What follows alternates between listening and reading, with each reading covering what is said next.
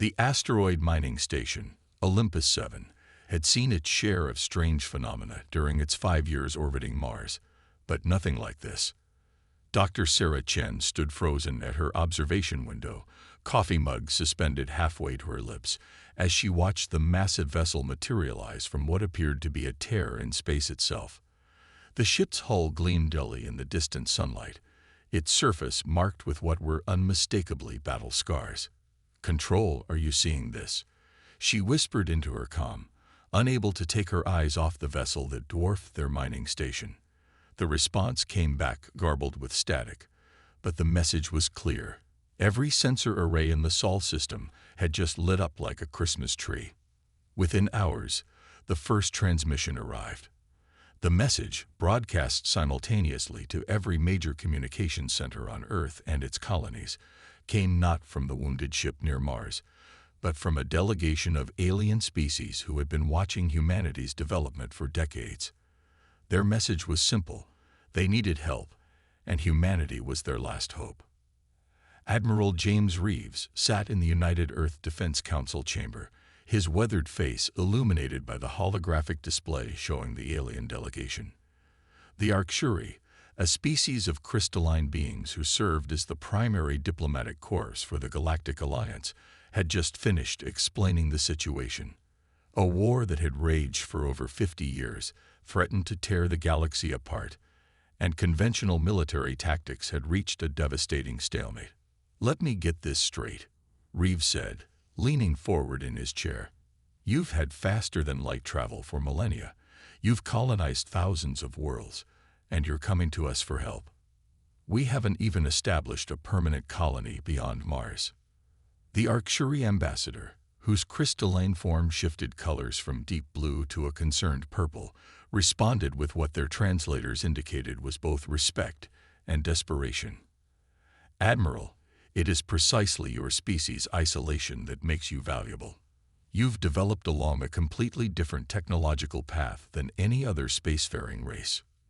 Your methods, while primitive by our standards, are unpredictable, unprecedented." Dr. Elena Santos, Earth's leading genotechnologist, had been quietly analyzing the technical specifications the aliens had shared. "They're right," she interjected, her eyes wide with revelation. "Look at their weapons systems, their defensive capabilities. Everything is built on the same fundamental principles. They've optimized their technology to perfection, but they're stuck in a paradigm they can't break free from." The alien ship that had appeared near Mars was proof of their desperation. The Arcturi explained that it was one of their most advanced battlecruisers, now reduced to barely functioning after an encounter with the enemy, a coalition of species known as the Nexus, who sought to impose their singular vision of evolution on all sentient life. As the council debated, reports began flooding in from the scientific teams who had been allowed to examine the damaged vessel. What they found confirmed Dr. Santos' assessment. The alien technology, while incredibly advanced, followed predictable patterns. It was like finding out that an entire civilization had developed computers without ever discovering semiconductors. The turning point came when a junior engineer from Nigeria, working with a team examining the battlecruiser's damaged hull, discovered that Earth's comparatively primitive metallurgical techniques could actually repair the alien alloys more effectively than their own methods. The aliens' perfect optimization had left them vulnerable to thinking outside their technological box. Admiral Reeves stood, his decision made. "We'll help," he announced, "but on one condition. We do this our way. No more hiding behind perfected protocols and optimal solutions. It's time to show the galaxy how humanity fights when everything is on the line." The Arcturi ambassador's crystalline form blazed with hope, shifting to a brilliant gold. "The Galactic Alliance accepts your terms, Admiral. Though I must warn you, the enemy we face has never known defeat. They believe victory is mathematically inevitable." Reeves allowed himself a grim smile. "Well then, it's time they learned what happens when you try to calculate human determination. We may not have the most advanced technology in the galaxy, but we have something better: the ability to make the impossible possible." As the Earth's military and scientific communities mobilized for war, no one could have predicted how humanity's primitive approaches would soon reshape the very nature of galactic warfare. The enemy had mastered the art of perfect warfare, but they had never faced a species that excelled at imperfection. The first phase of humanity's involvement was already taking shape. Operation Wildcard, as it would come to be known, was about to demonstrate why sometimes the most powerful weapon isn't the most advanced one. It's the one your enemy never sees coming. Operation Wildcard began not with a bang, but with dumpster diving, or rather, its galactic equivalent. While the Galactic Alliance's admirals planned grand strategies, humanity's engineering teams were scouring what the aliens considered technological waste, outdated ships and weapons that had been deemed too inefficient to use. Lieutenant Maya Patel stood in what the aliens called a decommissioning yard, but what she saw was a gold mine. Hundreds of ships, each considered obsolete by Alliance standards, floated in the artificial gravity well of an abandoned space station. Her team of Earth engineers moved through the vessels like kids in a candy store. "Look at this reactor design," she called out to Dr. Marcus Webb, her chief physicist. They abandoned it because the energy conversion rate dropped below 99.9% efficiency. "We kill for even 90% back home." Her hands were already covered in the alien equivalent of engine grease as she examined the supposedly inferior technology. The Alliance observers watched with a mixture of confusion and concern as the humans began what they called Project Frankenstein, taking parts from different ships and combining them in ways that violated every principle of their engineering philosophy. What the aliens saw as disorder, humanity recognized as adaptability. The breakthrough came 3 weeks into the project. Dr. Webb had been studying the Alliance's quantum communication systems when he made a startling discovery. They're using quantum entanglement for instantaneous communication, he explained to the project leaders, but they're only using paired particles. They never thought to try entangling multiple particles in a cascade effect. The implications were enormous. While the Alliance's ships could only communicate in point-to-point connections, humanity's primitive understanding of quantum mechanics led them to develop what they called the quantum web, a network where a single ship could broadcast to an entire fleet simultaneously. But the real game-changer came from an unexpected source. Staff Sergeant Sarah Chen, a former video game developer turned military programmer, noticed something about the Alliance's combat eye. "Their artificial intelligence is perfect," she explained, "and that's exactly the problem. It always chooses the optimal solution, which makes it predictable." Chen's team developed what they called Chaos Protocol, a combat AI that deliberately introduced random variables into its decision-making process. To the horror of Alliance military theorists, they even programmed it to occasionally make suboptimal choices just to confuse the enemy. The first test of humanity's innovations came sooner than expected. A Nexus battle group detected the decommissioning yard and moved to destroy what they assumed was an abandoned facility. What they found instead was humanity's first contribution to galactic warfare. The retrofitted ships looked like abominations to both Alliance and Nexus observers. Different sections had been cobbled together with visible wells. Power systems had been jury-rigged in ways that violated every safety protocol, and the whole fleet seemed to be held together by what one Alliance engineer described as hope and duct tape. But when the Nexus ships opened fire, the human modifications proved their worth. The retrofitted shields, while less efficient on paper, could redistribute energy in unpredictable ways, making them harder to penetrate. The quantum web allowed the entire Defender fleet to coordinate instantly, adapting tactics faster than the enemy could predict.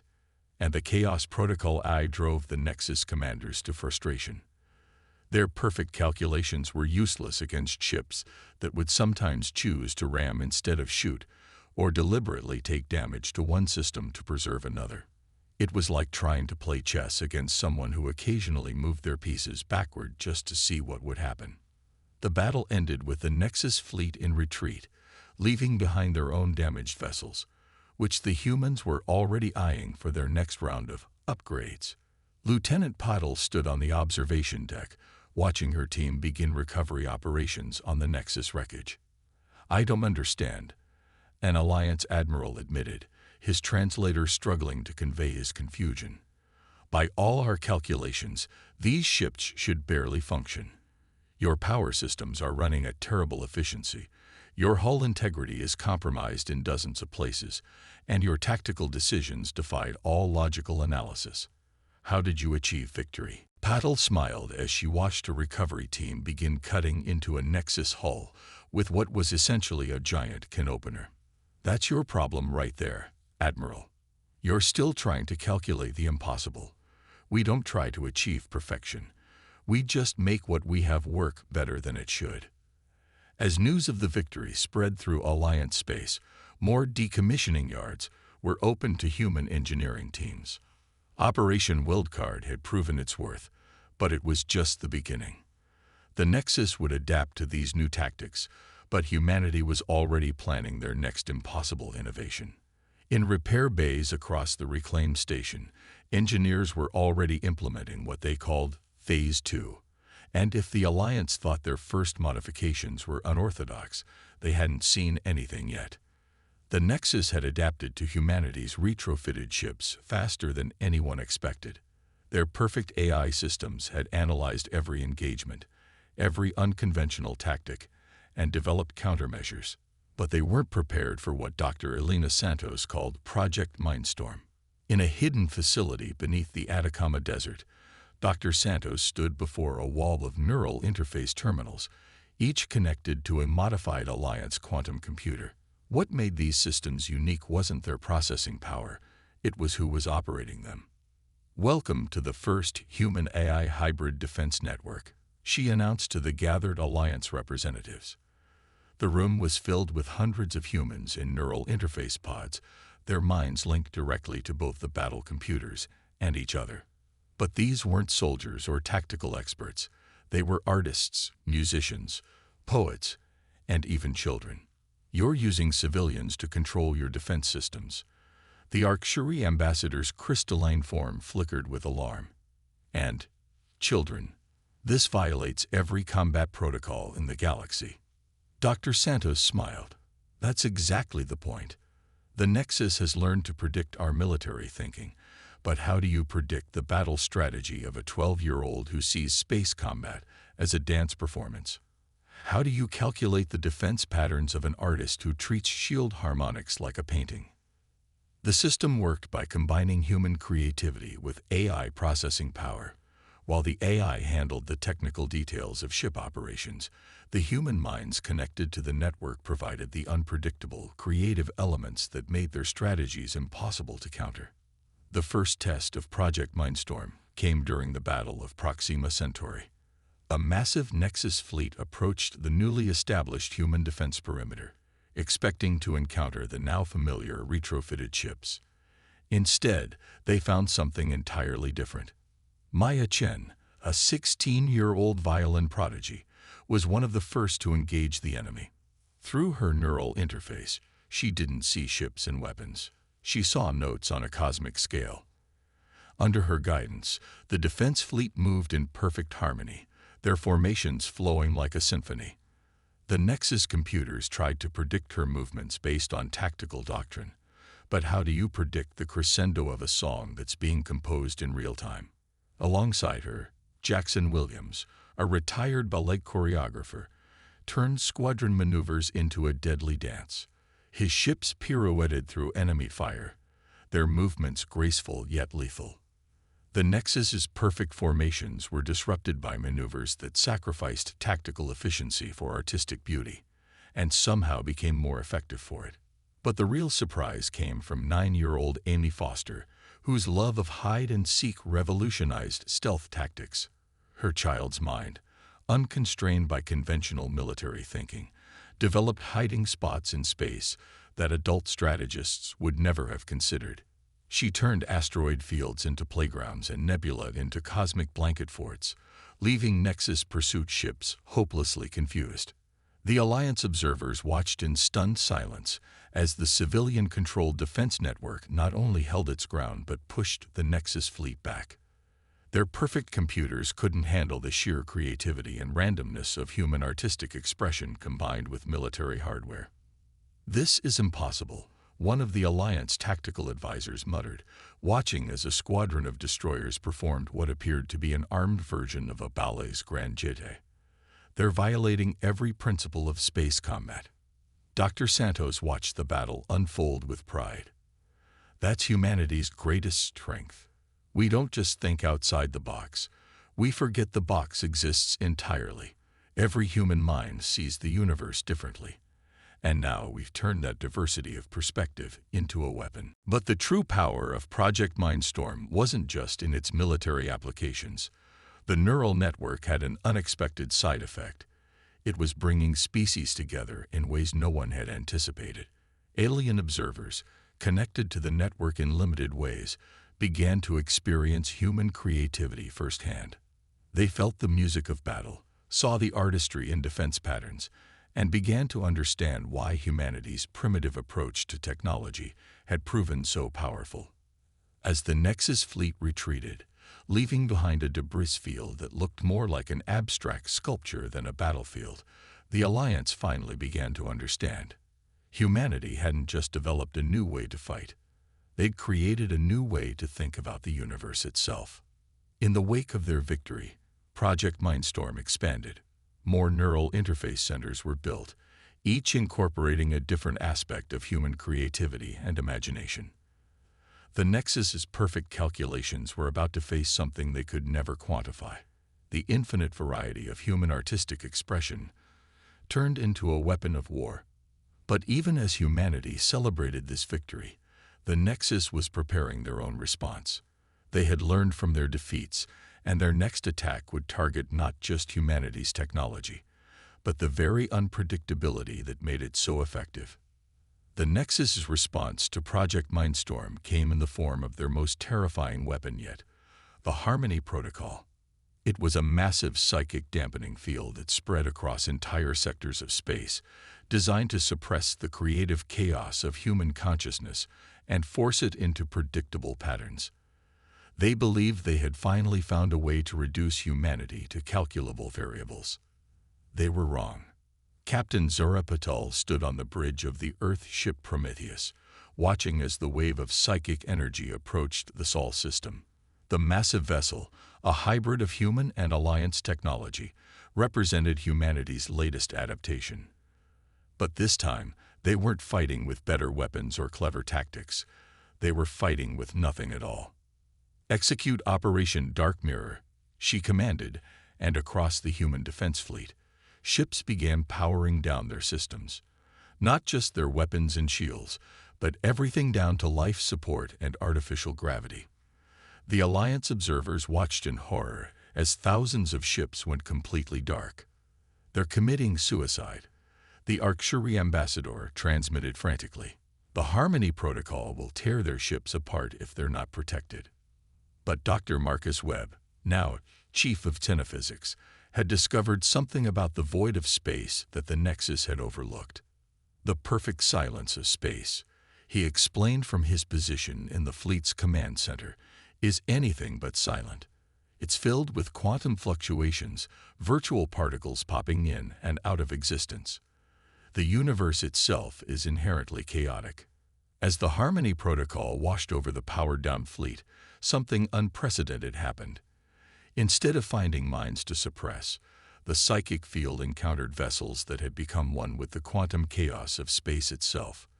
The human crews, trained in new meditation techniques that embraced the void rather than fought it, became invisible to the Nexus's perfect calculations. The tactic was based on an ancient Earth martial art principle. Instead of opposing force with force, they yielded completely, becoming empty vessels that could not be controlled because there was nothing to control. The Nexus' attempt to impose harmony instead created a field of absolute chaos. Aboard the Prometheus, Captain Patel felt the strange sensation of her consciousness merging with the quantum foam of spacetime. The crew had trained for months for this moment, learning to think in sync with the universe's inherent randomness. They called it void thinking, a state where human unpredictability merged with cosmic chaos. The Nexus fleet, expecting to find a suppressed and orderly human defense force, instead found themselves unable to target anything. Their perfect sensors showed thousands of ships, but couldn't lock onto any of them. It was like trying to grab smoke with mathematical equations. Then came the counterattack.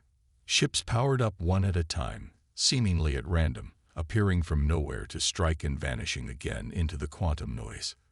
The Nexus computers, programmed to find patterns, went into feedback loops trying to predict the unpredictable. Sarah Chen, monitoring the battle from Earth's quantum defense grid, watched as her Chaos Protocol AI adapted to this new form of warfare. They're not just avoiding patterns, she realized. They're becoming anti-patterns. Each ship's actions actively negate any possibility of prediction. The battle that followed was unlike anything the galaxy had ever seen. Human ships moved like quantum particles, seemingly being in multiple places at once. They appeared and disappeared, struck from impossible angles, and coordinated without any detectable communication. The Arcturi ambassador, watching through the Alliance's quantum sensors, finally understood. They're not fighting the Harmony Protocol, he transmitted to the Alliance High Command. They're becoming one with the fundamental chaos of existence itself. As the Nexus fleet fell into disarray, unable to impose their perfect order on the quantum disorder of the human defense, a new theory of warfare was born. The Alliance called it void warfare, but to humans, it was simply the ultimate expression of their ability to embrace chaos. The battle ended with the Nexus fleet in full retreat, their Harmony Protocol rendered useless against an enemy that had learned to dance with the universe's own randomness. But more importantly, humanity had demonstrated yet another inconceivable approach to warfare, one that couldn't be countered because it wasn't really fighting at all. In the aftermath, as ships reappeared and powered up their systems, Captain Petal received a transmission from the Alliance High Command. The Nexus had called for a diplomatic conference, the first in the 50-year war. Their perfect calculations had finally encountered something they couldn't quantify: the power of embracing absolute chaos. As the Prometheus's systems came back online, Petal looked out at the star-filled void that had become humanity's greatest ally. The war wasn't over, but something had fundamentally changed. The galaxy was beginning to understand that true strength didn't lie in perfection. It lay in the ability to become one with imperfection itself. The diplomatic conference was held in the most improbable of locations, aboard a repurposed Earth cruise ship floating in neutral space. The choice of venue was humanity's final masterpiece of unconventional thinking.